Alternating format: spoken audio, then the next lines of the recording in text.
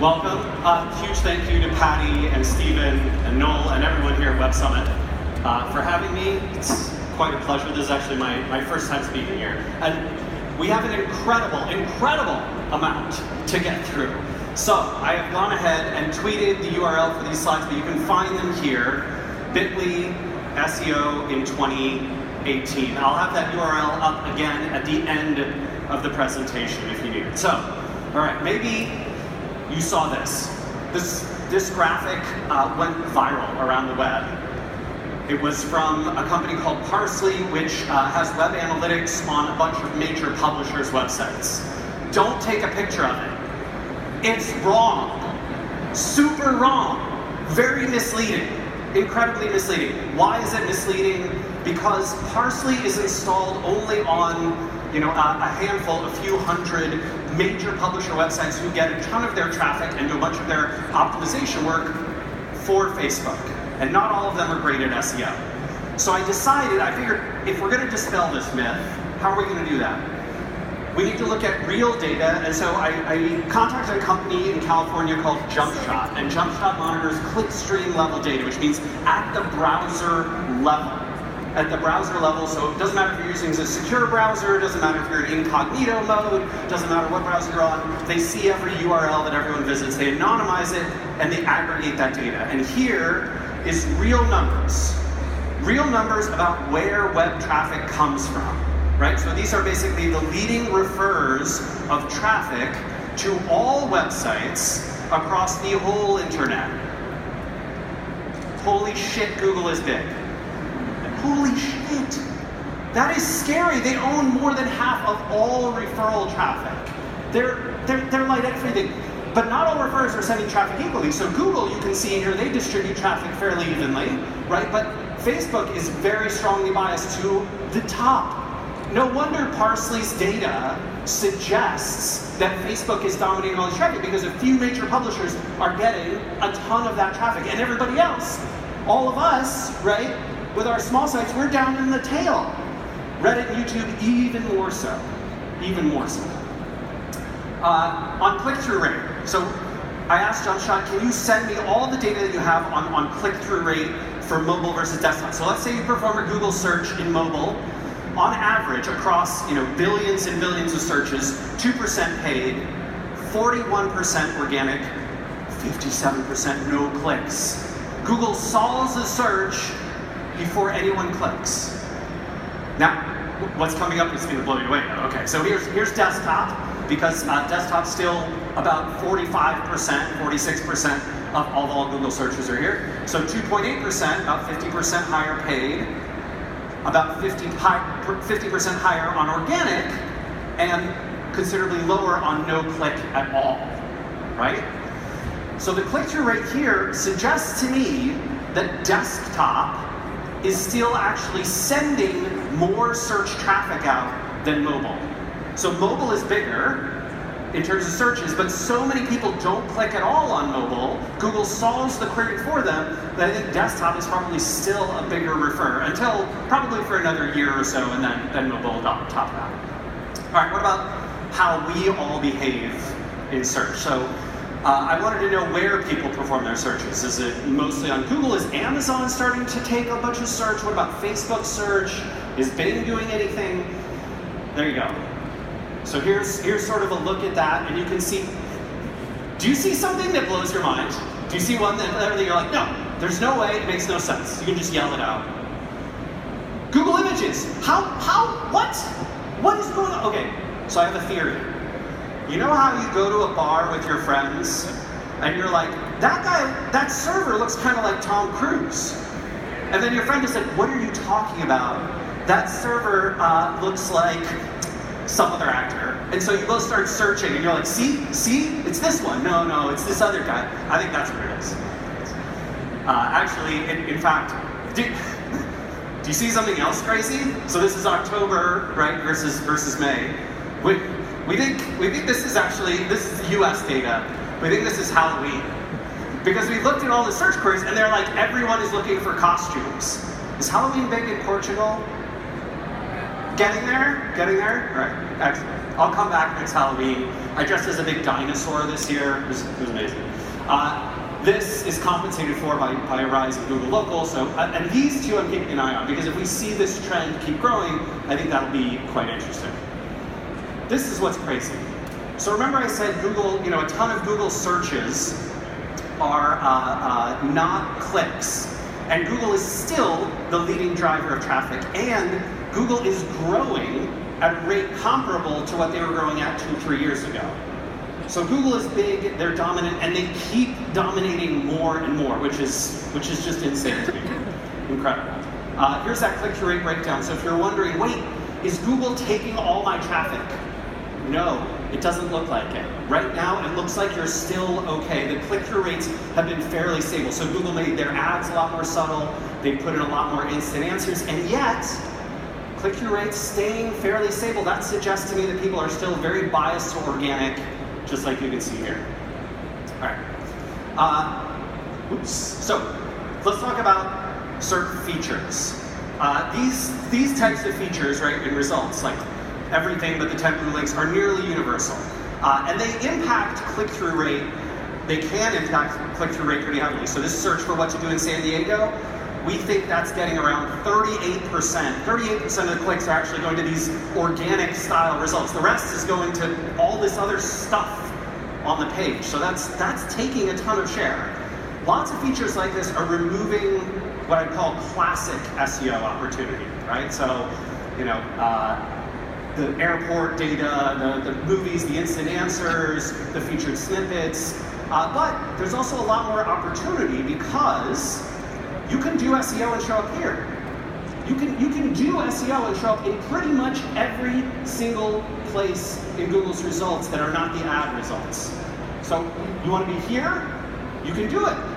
You can do SEO and get in here in the YouTube video results. You can do SEO here and get in that featured snippet. You can do it here and get into the scrolling one box. You can get into it here, into best pizza in Tokyo. You can get here in the App Store, right? There's no way I have time to talk about how to get into all of these, but in the slides, I've linked to all the types of SERPs and the how to get in. So you can go to the slide deck and then click these, and it basically sends you to the place that I think has the best information on how to get into each kind of result. There's 16, so 8 more. Okay.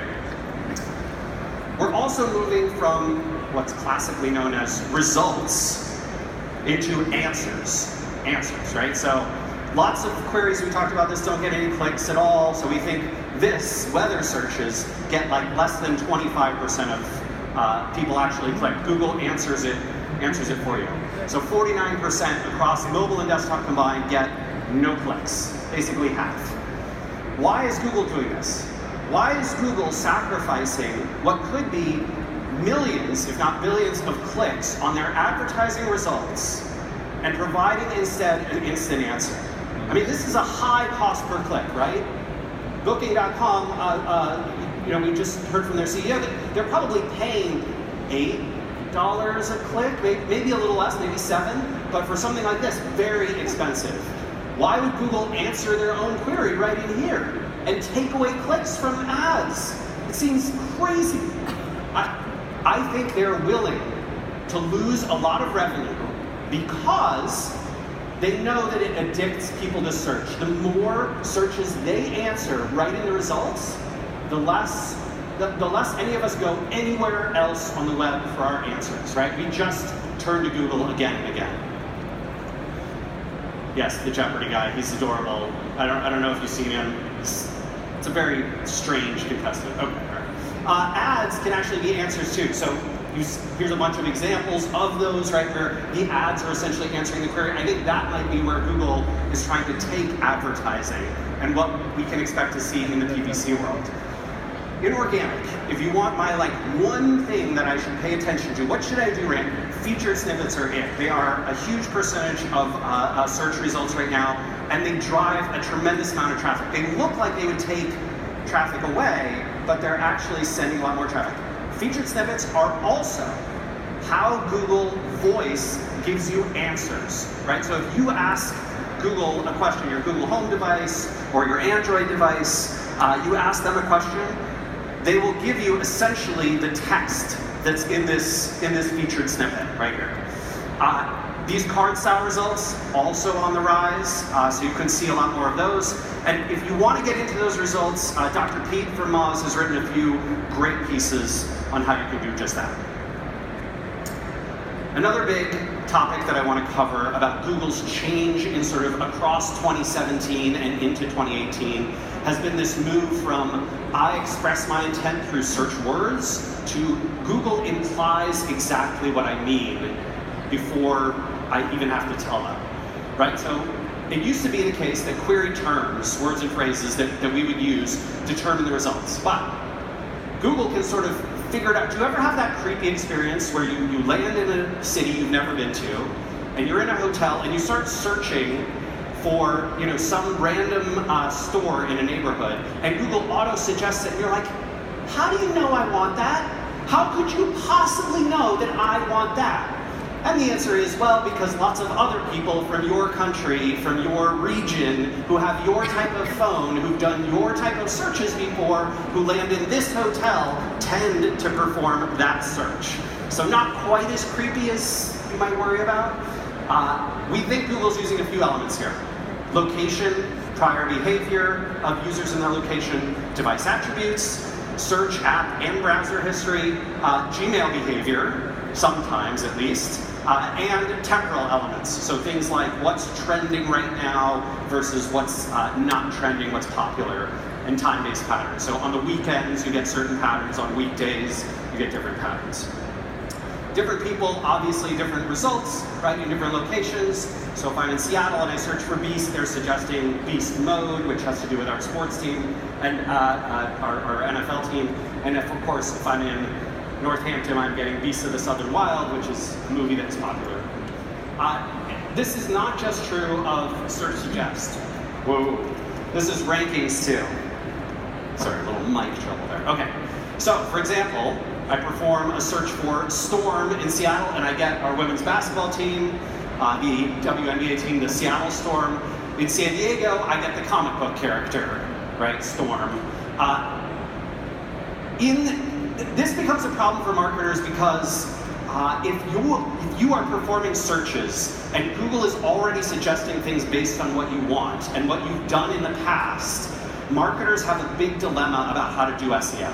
I'll show you an example of this. So, I stumbled across this article about this resort in Japan, which is amazing, by the way. And when I visited Japan, right, by the time I'm going there, Google has already seen me visit this website. They've seen me search for it before. And so everything that I do, I'm sort of being retargeted, and my search suggest is being biased. And so by the time I reach evaluation phase, right, when I'm like deciding what to do, it's too late for anybody else. Their competitors don't have a chance. They can't rank for me in my browser, right, because of what I've done in the past. And so when this happens, if Google becomes a suggestion engine, right, then marketers only really have two choices. We either try and capture attention before people start searching on their problem, right, when they're unaware, like that resort did through the Men's Journal article, or we have to compete when they've already been biased to somebody else who captured them here. And that is a really hard thing. I think this is going to be at the crux of the problem set SEOs have to deal with in 2018 and moving forward. Just super challenging. Fair enough. That is a reasonable question. So I'm going to try and answer, all right, how does Google's rankings actually work? The organic results, how do I get number one? Let's do that. So, basically, it's these 8 things. And I'll walk you through each of them with just a little bit of detail. So first off, content. It is very, very important that Google's now machine learning-based algorithms that analyze content and text think that you are actually going to have relevance to the searcher's query and to their behavior. If you don't, you're not going to perform well. So it's very, very hard to rank for an informational query, like I want to learn about this thing, with commercial content, I want to sell you this thing. Tons and tons of businesses I know want to rank for an informational query with content that sells, and Google is not going to do it. I don't care if you have every other signal working in your favor, not going to happen. You've got to match their intent. Links are still a huge, huge part of Google's rankings, especially in competitive spaces. The more links you have from diverse sources that are editorial, that pass good anchor text, the better you'll tend to do. In terms of query satisfaction, so this is one of those ranking factors where Google uses a lot of user behavior. So for example, Google can say, you clicked on a result, or you performed a search. You click a result, result number 1. You get to the page, and then you click the back button. And lots of people do that. They click the back button and they choose a different result. Well, over time, Google learns we did a bad job. We did a bad job with this result. We need to serve up something else. And because of that, they can really get to satisfying users. If lots of people click the top result and never come back to Google and never search again for that topic, Google knows you got a great answer. So if you don't do that, if people bounce, they go back, you're going to lose out. You're going to tend to lose rankings. Keywords, still crucial. This is 2017. We've probably been talking about keywords in SEO since 1997. They still matter. You don't need to stuff them in, but using them intelligently in your headlines, in your title element, in your meta description tag, still drives clicks and serves searchers and serves Google well. Domains. So, if you're thinking to yourself, hey Rand, should I put my new content on this subdomain or this other new domain rather than my main site? No. God, no. Why would you do that? Google essentially looks at a domain as an entity and says, it deserves these ranking signals. You know what the biggest mistake I see startups making is? It's mystartup.com and blog.mystartup.com. And every time someone moves blog.mystartup.com to mystartup.com/blog, their rankings go up, their traffic goes up, and they're like, what? Why didn't anyone tell me? I'm telling you. User experience. Google wants an easy-to-use, intuitive experience on every device at every speed. Gotta do it. And technical issues, of course, still a big issue. We need to have accessible sites that bots can reach. And the last one is personalization, which is what I talked about. Capturing users before they're in evaluation phase so that you can win. So, my last slide that I'll leave you with is a checklist, a brief checklist. Solve the searcher's task better than anyone else. Be accessible. Don't hamper bots. Do your keyword research. Look at how your users actually describe what they want from you and use those same words in your content. Be intelligent about topical use in your content as well. Make sure you are proving to Google through your content that you solve that searcher's query. Make sure you're fast and responsive on every device at every speed. Target the right features. Certain features are taking over a huge portion of the rankings. You need to make sure you're in them. And last but not least, earn more and better editorial links than your competition. You will win. Thank you very much.